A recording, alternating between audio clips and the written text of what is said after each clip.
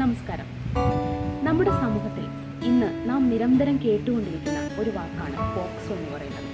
എന്താണ് POCSO? Protection of child from sexual offences എന്നാണ് പോക്സോയുടെ പൂർണ്ണരൂപം. അതായത് 18 വയസ്സിന് താഴെയുള്ള ആൺകുട്ടികളെയും പെൺകുട്ടികളെയും ലൈംഗിക പീഡനങ്ങൾ, ലൈംഗിക അതിക്രമങ്ങൾ, അശ്ലീലത എന്നിവയിൽ നിന്ന് സംരക്ഷിക്കുന്നതിന് വേണ്ടി 2012 പുറത്തു വന്നിട്ടുള്ള നിയമമാണ് പോക്സോ. 18 വയസ്സിന് താഴെയുള്ള ആൺകുട്ടിയോ പെൺകുട്ടിയോ തൻ്റെ നേർക്ക് ഒരു ലൈംഗിക അതിക്രമണം നടന്നതായി വെളിപ്പെടുത്തിയാൽ ആ കുട്ടിയുടെ പേര്, മേൽവിലാസം, ദൃശ്യങ്ങൾ എന്നിവ പുറത്തുവിടാൻ പാടില്ല എന്നുള്ളത് ഈ കേസിൻ്റെ ഒരു പ്രത്യേകതയായി കാണാൻ കഴിയും. അതുപോലെ തന്നെ ഈ കേസ് അന്വേഷിക്കുന്ന പോലീസ് ഉദ്യോഗസ്ഥർ ശ്രദ്ധിക്കുന്ന മറ്റൊരു കാര്യം എന്ന് പറയുന്നത് ഇതിൻ്റെ തുടക്കം മുതൽ അവസാന ഭാഗം വരെ ഒരു രഹസ്യ സ്വഭാവം കാത്തു സൂക്ഷിക്കുന്നു. ഇതിനെക്കുറിച്ച് വളരെ ആധികാരികമായി സംസാരിക്കാനും ഇതിൻ്റെ നിയമവശങ്ങളെക്കുറിച്ചും സംസാരിക്കാനും ഹൈക്കോടതി അഭിഭാഷകനായിട്ടുള്ള അഡ്വക്കേറ്റ് മുഹമ്മദ് ഹാംസാൻ ഉണ്ട്.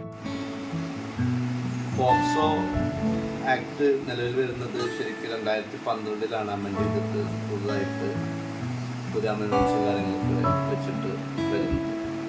അതായത് മെയിൻലി പോക്സോ ആക്ട് നമുക്ക് എല്ലാവർക്കും അറിയാം, കുട്ടികൾക്കെതിരെ, അതായത് 18 വയസ്സിന് താഴെയുള്ള കുട്ടികൾക്കെതിരെയുള്ള അട്രോസിറ്റീസ് അല്ലെങ്കിൽ അവരുടെ സെക്ഷലി അബ്യൂസ് ചെയ്യുകയും അല്ലെങ്കിൽ വേറെ രീതിയിൽ ഉപയോഗിക്കുകയും ചെയ്തു കഴിഞ്ഞ് കഴിഞ്ഞാൽ നമുക്ക് ഈ ആക്ട് പ്രകാരം നമുക്ക് കംപ്ലൈൻറ്റ് രജിസ്റ്റർ ചെയ്തിട്ട് ആ അക്യൂസ്ഡിന്, അതായത് ആ ചെയ്ത ആൾക്ക്, പ്രതിക്കെതിരെ നമുക്ക് റിലീഫ് തേടാം. അതും നമുക്ക് ഡയറക്റ്റ് പോലീസ് സ്റ്റേഷനിൽ കംപ്ലൈൻറ്റ് ചെയ്തിട്ട്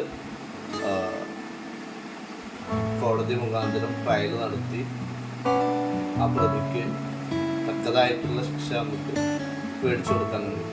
അതല്ലാതെ വേറൊരു രീതി എന്ന് പറഞ്ഞു കഴിഞ്ഞാൽ, സപ്പോസ് ഒരു കേസിലൊരു കുട്ടി ഇങ്ങനെ അബ്യൂസ് ചെയ്യപ്പെട്ട ഒരാണോ പെണ്ണോ ചെയ്തു കഴിഞ്ഞ് കഴിഞ്ഞാൽ first they have to go to a police station and register a complaint.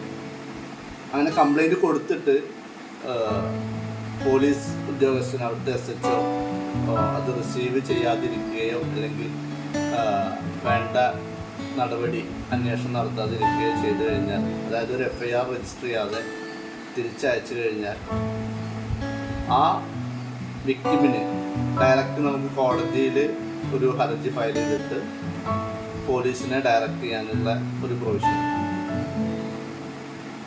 ഈ പോക്സോ നമുക്കറിയാം, ഇപ്പോൾ ഈ കാലഘട്ടത്തിൽ ഒരുപാട് പോക്സോ കേസുകളും അതേപോലെ തന്നെ പോക്സോ കോടതികളും എല്ലാ ജില്ലയിലും, അതായത് ഏറ്റവും താഴെ നിൽക്കുന്ന, അതായത് സബോർഡിനേറ്റ് കോടതിയുടെ കൂടെ തന്നെ ഫാസ്റ്റ് ട്രാക്ക് കോർട്ട് എന്ന് പറഞ്ഞിട്ട് ഇപ്പോൾ ആഡ് ചെയ്തിട്ടുണ്ട്.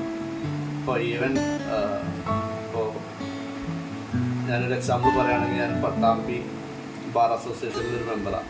അവിടെ പണ്ടുണ്ടായിരുന്നത് ജുഡീഷ്യൽ ഫസ്റ്റ് ക്ലാസ് മജിസ്ട്രേറ്റ് കോർട്ടും മുനിസിപ്പൽ കോടതി മാത്രമായി. ഇപ്പോൾ റീസെൻ്റായിട്ട് ഒരു 5 വർഷത്തിനുള്ളിൽ ഇപ്പോൾ ഫാസ്റ്റ് ട്രാക്ക് കോർട്ട് എന്ന് പറഞ്ഞിട്ട് പോക്സോൻ്റെ ട്രയൽ മാത്രം നടത്താനും എത്രയും പെട്ടെന്ന് തീർപ്പ് കൽപ്പിക്കാനായിട്ട് ഹൈക്കോടതി തീരുമാനിച്ചിട്ട് അങ്ങനെ ഒരു കോടതി അവിടെ നിലവിൽ വന്നു. അപ്പോൾ ഈ പോക്സോ ആക്ട് വന്നത് ഒരു തരത്തിൽ ഒരുപാട് ഗുണം ചെയ്തിട്ടുണ്ട്. അതായത് അങ്ങനത്തെ കുട്ടികൾക്ക് നേരെയുള്ള സെക്ഷൽ അബ്യൂസ് അല്ലെങ്കിൽ അങ്ങനത്തെ ആക്ടിവിറ്റീസ് വളരെയധികം കുറഞ്ഞിട്ടുണ്ട്. അതൊരു പോസിറ്റീവ് വശമാണ് ഇതിൻ്റെ, ഈ പോക്സോ ആക്ടിൻ്റെ ഒരു പോസിറ്റീവ് വശം. പക്ഷേ ഇതൊരുപാട് പേര് ദുരുപയോഗം ചെയ്യുന്നുണ്ട്. അതായത് ഇതിൻ്റെ മറവിൽ, പോക്സോൻ്റെ മറവിൽ ഒരാളെ നമുക്ക് ഒരു കംപ്ലൈൻറ്റ് കൊടുത്ത് രജിസ്റ്റർ ചെയ്തിട്ട് പരസ്പരമുള്ള പക അല്ലെങ്കിൽ ദേഷ്യം അത് വീട്ടാൻ വേണ്ടിയിട്ട് ആ രീതിയിലും ഉപയോഗിക്കുന്ന ആളുകളുണ്ട്. അപ്പോൾ അതിന് ഇരയായിട്ടുള്ള കുറേ ആളുകളെ എനിക്കറിയാം.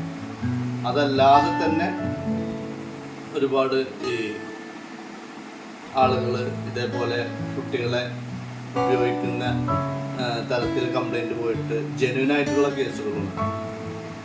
അപ്പോൾ ഇതിൻ്റെ മെയിൻ എലമെൻ്റ് എന്ന് പറഞ്ഞു കഴിഞ്ഞാൽ, ഈ കുട്ടി, അതായത് ഈ വിക്ടിം 18 വയസ്സിന് താഴെ ആയിരിക്കും.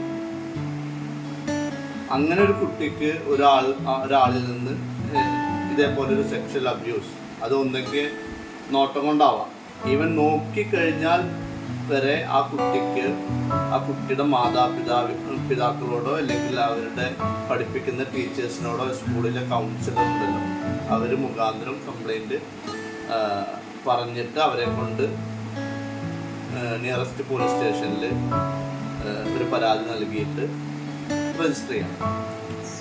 പിന്നെ വരുന്നത് എങ്ങനെയാണെന്ന് വെച്ച് കഴിഞ്ഞാൽ, ഈ കുട്ടിക്ക് ഒരു 10-17 വയസ്സായിട്ടുള്ളൊരു കുട്ടിയാണെന്നുണ്ടെങ്കിൽ ആ കുട്ടിക്ക് ഡയറക്റ്റ് പോയിട്ടും ചെയ്യാം.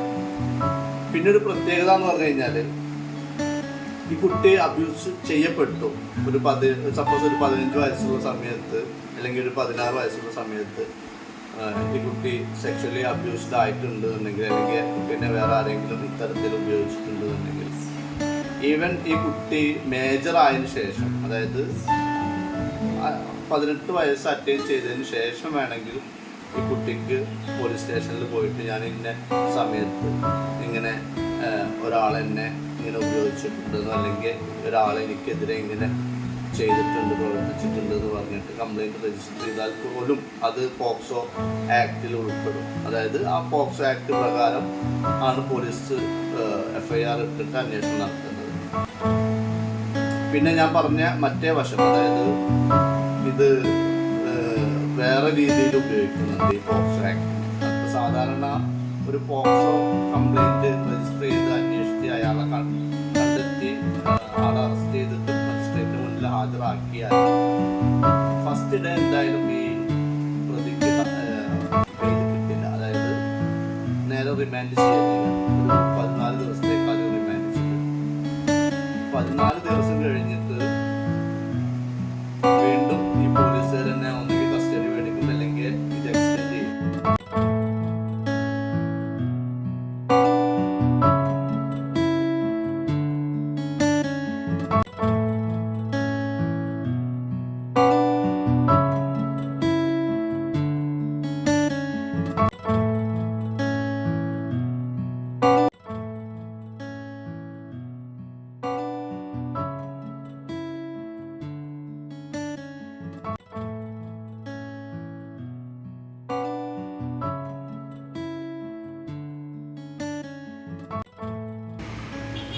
കുട്ടികളെ മാനസികമായും ശാരീരികമായും അപമാനിക്കുന്ന എല്ലാ പ്രവൃത്തികളും പോക്സോ കേസിൻ്റെ പരിധിയിൽ ഉൾപ്പെടുന്നതാണ്. പോക്സോ കേസിൽ ആൺകുട്ടിയെന്നോ പെൺകുട്ടിയെന്നോ യാതൊരു വ്യത്യാസവുമില്ല. കേസ് നടന്ന് 30 ദിവസത്തിനുള്ളിൽ കുട്ടിയുടെ മൊഴി രേഖപ്പെടുത്തണമെന്നും 1 വർഷത്തിനുള്ളിൽ അതിൻ്റെ നടപടിക്രമങ്ങൾ പൂർത്തിയാക്കണമെന്നും പോക്സോ കേസിൽ പറയുന്നുണ്ട്. നമ്മുടെ രാജ്യത്ത് നടക്കുന്ന വിവിധ തരം പോക്സോ കേസുകളിൽ അതിൻ്റെ പ്രതികളെ യഥാർത്ഥ സമയത്ത് പുറത്തു കൊണ്ടുവരാനും പോക്സോ കേസുകൾക്ക് ആവശ്യമായ നിയമവശങ്ങളെക്കുറിച്ച് വിദ്യാർത്ഥികളെയും മാതാപിതാക്കളെയും ബോധ്യപ്പെടുത്താനും മാതാപിതാക്കൾക്കും രക്ഷിതാക്കൾക്കും ഇതിൻ്റെ നിയമവ്യവസ്ഥ കാത്തുസൂക്ഷിക്കുന്നവർക്കും സ്കൂളുകളിലും കോളേജുകളിലും പഠിക്കുന്ന അധ്യാപകർക്കും ഒരുപോലെ പങ്കുണ്ട്.